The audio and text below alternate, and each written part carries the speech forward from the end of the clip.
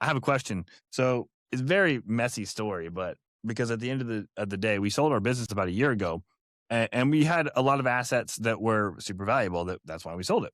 But again, exposing my mistakes. Make sure that you actually know what trademark law is in your state. So we got a cease and desist for renaming. We rebranded.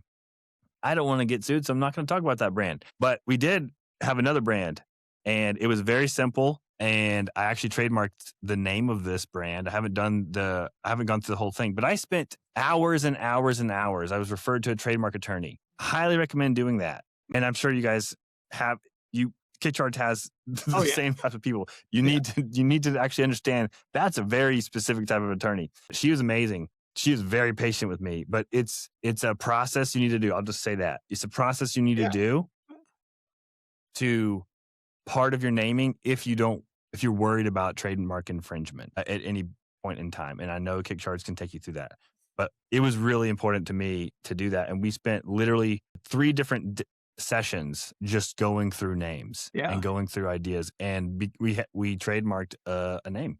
And so I have that asset now. This is nothing about roofing, but what it is something that it's an education, a very expensive, painful, stressful education that I'm giving you right now. Make sure that you reach out to Kickcharge or a trademark attorney if you're ever worried about anything close to somebody else, because the wrong person with the deep enough pockets will make your life very miserable.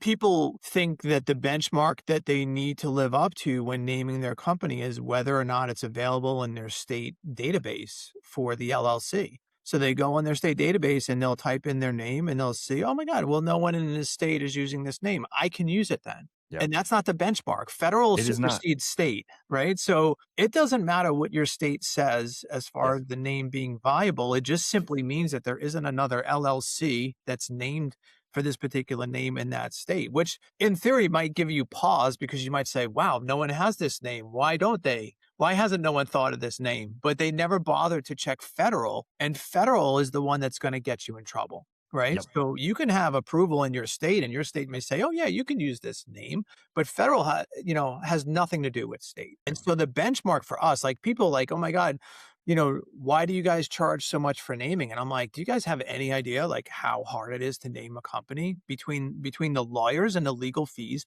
and then the research that's involved and making sure that the name that we recommend, you're going to be able to trademark and be able to use? There's a lot of work that goes into that.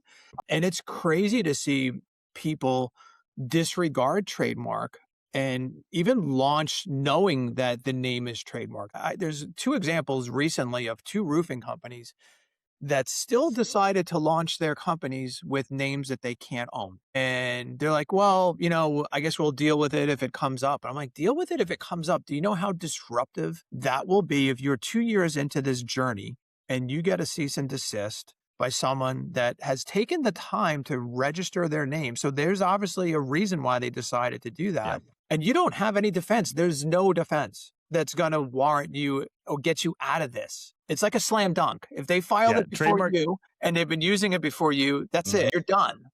And trademark law is very, very airtight.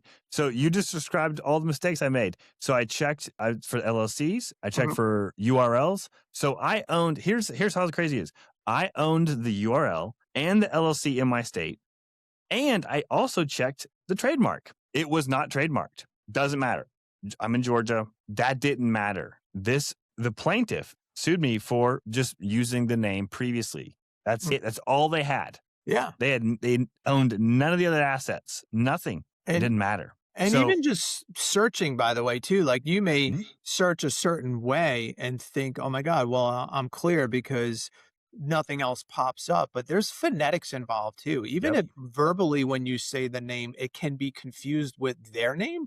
You're done. Like, so while we do a lot of preliminary research when we are thinking of names that we might recommend to a client, we never, if the client is interested, then we loop in the lawyers and we say, well, listen, we have to get an actual professional opinion on this. And because they have much deeper ways to search, to flag things that potentially could come back and bite you in the ass.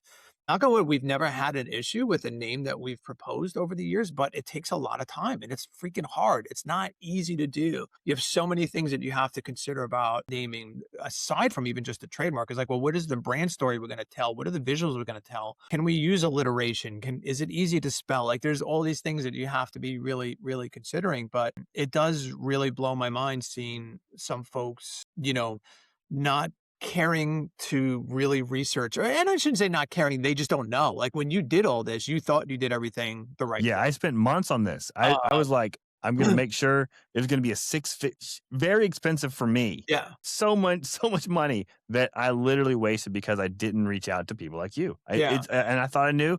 And at the end of the day, now that I know, I hope this is helping people understand. If you reach out to Kickstarter, like that seems expensive. Trust me, it is more expensive to not do it. We're well, talking about like 10x the yeah, difference for me personally by not doing that. and And it I was don't, devastating. when I see a guy launch his brand that didn't use us, and this happened recently, and they're like, "Oh, here's my new brand," and one of this company recently that just launched the brand.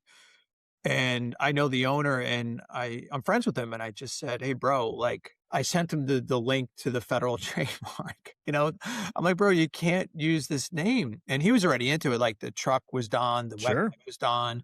I had to He's like, rewrap my all right. trucks, my vehicles. I had to do all that. Everything you're saying, I had to redo it. He was like, all right, well, we're too far into it. So I'm just going to roll the dice. I'm like, dude, it's not going to get any cheaper in 6 months to Yeah. redo everything. But hey, if it works out, great. Like, God bless. But I would just always be wondering. And then if you ever go to sell, right? So this is the other piece to Hmm. think about, right? So when private equity is looking at acquiring your company, perhaps they're going to do the due diligence on the name in which you're trading under. And if they come up and they determine that you're using a name that you don't have the rights to even use, how do you think that's going to affect your valuation on the exit? Because they're Yeah, going to know right away. they're not gonna buy you. They're like, they're Either they're not not doing going to it. buy you or they're going to heavily discount you because Yeah. they're going to like, well, your brand name has to change. We're going to get It's a sued threat. Yeah. for using a name that you can't even own. So the intellectual property that you acquire, and when you do it correctly and you obtain the federal trademark, that has value on the exit because also that PE company may decide, I want to put this in 5 other states because it's such an amazing brand.